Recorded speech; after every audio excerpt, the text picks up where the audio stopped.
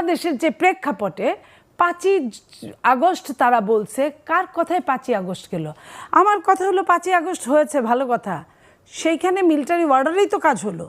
Military অর্ডারের পরে এরপরে মিলিটারি জাতির উদ্দেশ্যে ভাষণ দিলেন, এরপরে মিলিটারি আমন্ত্রণে সব দল কিন্তু দেখা করতে গেলেন, তার মাধ্যমে সরকার গঠিত হলো। তার মানে কি আপনি আদা খাবেন, আদার ঝুল খাবেন না? এটা তো হইতে পারে না। তো আপনি ওইখানে কটাক্ষ করছেন, আপনি প্রতিনিয়ত আপনি জরুরি অবস্থা রেখে আপনি মিলিটারিদের ব্যবহার করছেন। ওরা তো কারো কামলা না, ওরা দেশের রক্ষক। বাট আপনার পুলিশের কাজ তো ওরা করবে না। আপনি পুলিশের কাজ করাচ্ছেন, আপনি কাজের লোকের কাজ করাচ্ছেন, আপনি তাদেরকে ঠিক মতো আপনার কি বলে যে ওভার ডিউটির পয়সাটাও দিচ্ছেন না, এবং আরও অপমানজনক দিচ্ছেন। আগে যা দিতেন তার চেয়ে অনেক অনেক অনেক অনেক কমে নামিয়ে নিয়ে আসছেন। আপনি তাকে ম্যাজিস্ট্রেসি পাওয়ার দিয়েছেন, কিন্তু আপনি বলেছেন যে আমি যদি হুকুম করি, আমি যদি বলি তাহলে ধরবেন। তাহলে কি হলো? ক্ষমতা তো আপনার হাতে রাখতে চাচ্ছেন আপনি, এটাও চান ওটাও চান। এই যে মব, হ্যাঁ, সেনাবাহিনী কিভাবে ভূমিকা? সেনাবাহিনী তো আর জনে জনে যায় বলবে না কথাগুলো।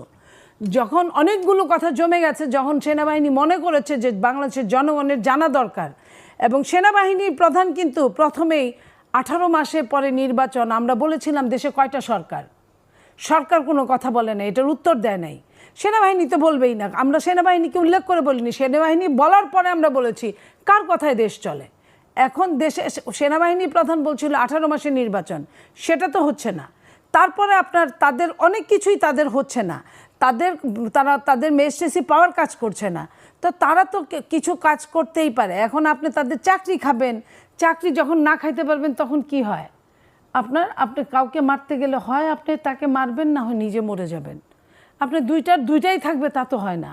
তা আপনি আপনার ওই জায়গায় গিয়ে আপনি পদত্যাগ করতে চেয়েছেন, কার কাছে ব্যক্ত করেছেন? আপনার বাচ্চাদের কাছে ব্যক্ত করেছেন। বাচ্চারা কোন কথা বলছে? বাচ্চারা আপনার নাম ধরে বলছে, আপনি বলেছেন। তো যদি আপনার ওই পদত্যাগ সঠিক হয়ে থাকে, আপনার তো বিশ্বের একজন পাওয়ারফুল ব্যক্তি, তো পাওয়ারফুল ব্যক্তির কথার এত নরণচরণ হয় কেন? আপনার এই কথা শোনার পরে সংকট তৈরি হতো না?